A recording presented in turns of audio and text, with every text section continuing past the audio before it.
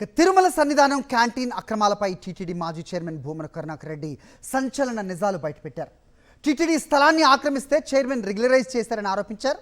సన్నిధానం క్యాంటీన్ను గతంలో అద్దె కట్టని కారణంగా మూసేశారన్నారు. కానీ క్యాంటీన్ను తిరిగి ప్రారంభించాలని జీవో ఇచ్చారన్నారు.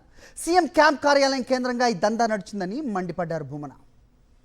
సాయంత్రం 4:52 రెంటు కట్టని కారణంగా ఆ సన్నిధానం క్యాంటీన్ని మూసివేశారు. దాంట్లో స్పష్టంగా టైంను కూడా మెన్షన్ చేసినటువంటి కెమెరాతో తీసినటువంటి ఫోటో అది. 21/12/2024 దీనిని రెవెన్యూ అధికారులు మూసివేశారు.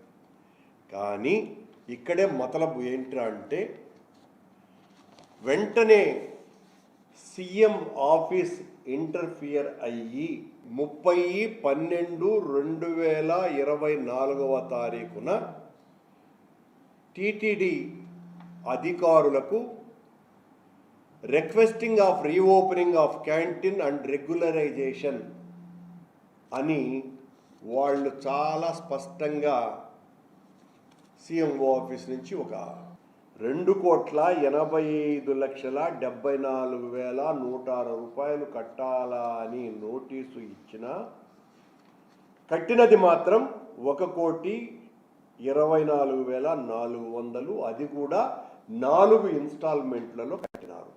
అయినా టీటీడీ తలుపులు బార్లా తెరిచి సన్నిధానానికి శ్రీవారి సేవకుల కంటే కూడా ఎక్కువగా సేవ చేసి, అంతే కూడా కాకుండా వాళ్ళు అదనంగా ఆక్రమించినటువంటి చెట్లలో 15 చాలా పెద్ద చెట్లను కొట్టివేశారు అన్నటువంటి రిపోర్టు కూడా ఉండినా, ఎప్పుడైతే సీఎం ఆఫీస్ నుంచి ఉత్తరం వచ్చిందో వెంటనే అటవీ శాఖ అధికారులు అక్కడ 4 అకేషియా చెట్లున్నాయి, వాటిల్ని కొట్టినాము అని చెప్పినారు.